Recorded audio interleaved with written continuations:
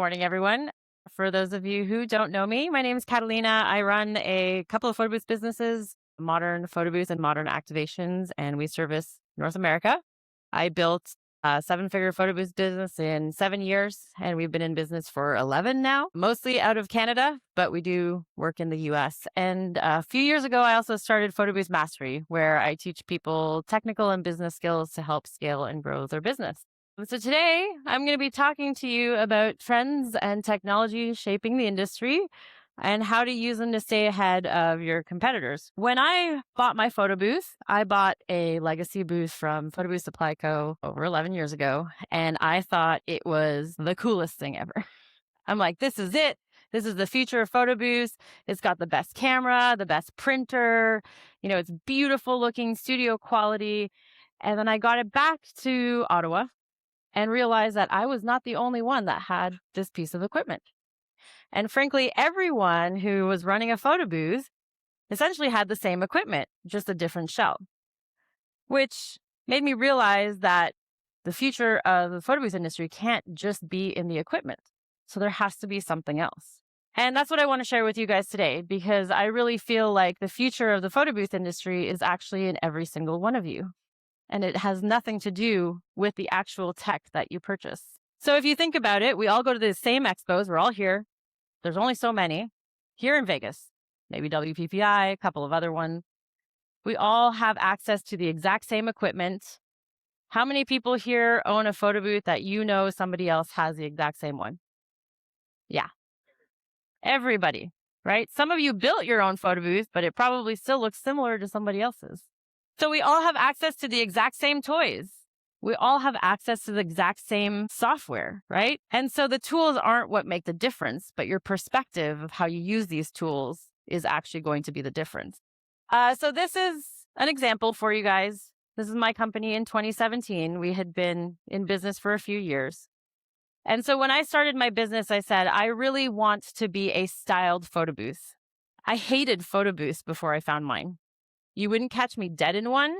I'm not putting on props that I don't know when the last time they were cleaned, and I'm not wearing a hat where I don't know where it came from. And so I wouldn't be caught dead in a photo booth. I also hated the fact that the lighting was never great and that the design was awful and it never cut in half properly. So photo booths were not something I ever imagined myself getting into. But then I decided when I found my photo booth that I was going to make it different. We were going to be stylized. We made it intentional as to what backdrops we use, how we even designed our templates, our lighting and our white balance. I was anal about all of it. Our framing, we were intentional about everything that we did. And what happened was that planners and coordinators stopped looking at us as just another photo booth company and started looking at us as a creative partner. And this is what helped us stand out and do 6 figures in our first year. So while every other company was still doing the props, and not to say this is terrible, it just wasn't my style. That's what most people were doing, and this is what we were doing. So the tools really don't define your business at all, but your perspective on how you deliver them does. So it's really easy, though, to get caught up on what's next. What's the newest technology that's out there? I honestly can't keep up with it. We have AI with updates every single day. I think Nano Banana came out, and within 5 days, 3 companies had already put it into their systems, and all of them use a different way of prompting it. Every day, softwares are releasing new updates, new features. There's new boosts coming out. We can't keep up with how much everything is changing. But if you think about it, what's old always becomes new. So Polaroids have been making a massive comeback. 20-year-olds are running around with goddamn Canon's point-and-shoot cameras. They have a better camera on their phone, and yet they choose to use something like that because it looks vintage. We've been running around Amsterdam finding every single vintage photo booth that we can and spending 8 goddamn euros for one strip. So that's a lot. I'm from Canada, so that's like $16 for me. And this is because people don't connect with technology, but they do connect with emotion. And all of these things are nostalgic. So when you hand somebody a Polaroid, you take a picture, you pick it up, you know what the picture is going to be. You saw them take it, but there's still the anticipation. You're shaking it.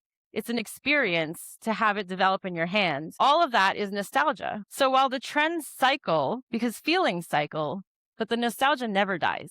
It always comes back. And this matters because every single person in this room has a different point of view. Where you grew up, your culture, right? All of this gives you a different lens and a perspective on how things are and should be in the industry. And I can give a photo booth to every single one of you, give you guys almost the same setup, and we'll probably get 100 different versions of what that picture is going to look like because each one of you is looking at it differently. So all of our corporate clients right now are trying to connect with millennials. They have the majority of the buying power. How many of you here were born in the 1900s?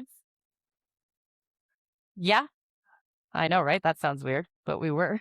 This is why trading cards is exploding in North America right now. Like every job pretty much that we've done has been trading cards for the past year. And it's because if you were born in the 1900s like I was, it was very much part of your childhood. It's nostalgic. Whether you liked sports or not, baseball cards, garbage pail kids, for those of you who remember, like these are all things that were part of our childhood. So now when brands are trying to connect with people of our demographic, and you walk up and you see an experience where it has your face, your name, and something unique that you can take away, yet it's tastefully branded, you are more than willing to give up your email address, take your picture, and then show everyone on the internet what you just did. So this is the power of connecting emotion and nostalgia with something like a brand activation. When I was growing up in Canada, we had these planners. I don't know if you guys did in the States or anything, but if you went to school in the 90s or Y2K, you had this, and it had a lenticular cover every single year. I can literally hear the sound of my fingers going on that because that's all you did. You were a DJ in class on your lenticular cover.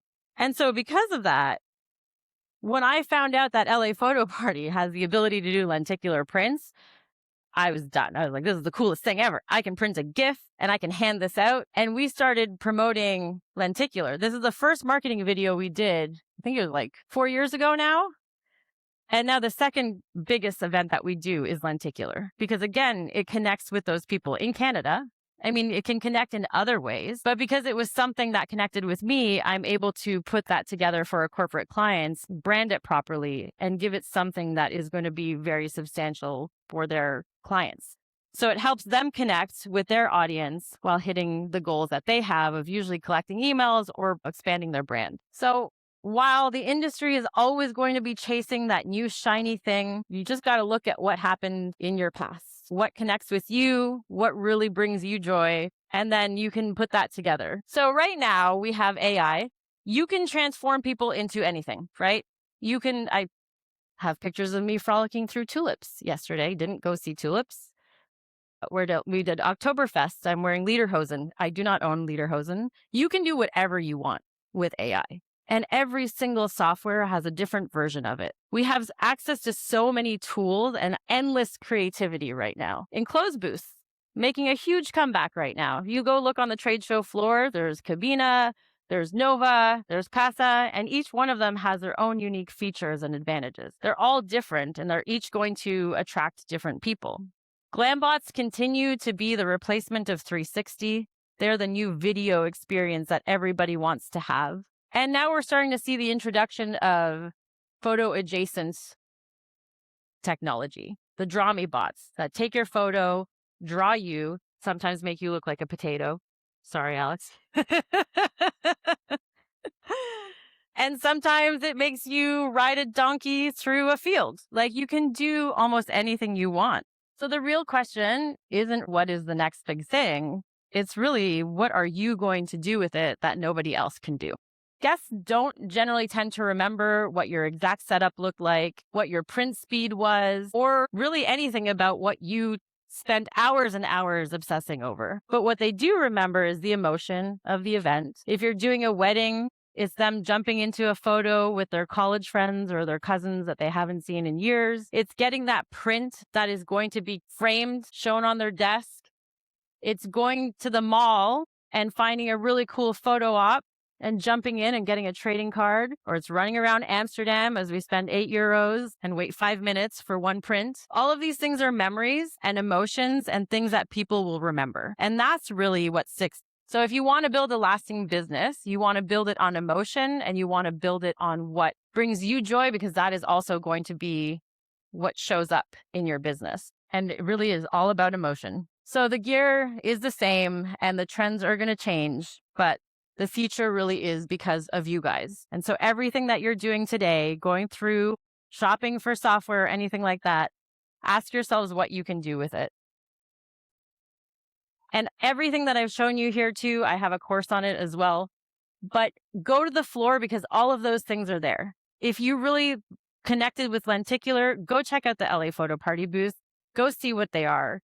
We do buttons. We do all sorts of different things that really came from my childhood that works really well right now with corporate. So these are all really great things that you guys can do, but I'm just asking you to think about how can you do this differently so that you can actually decide what the future of your company is going to look like.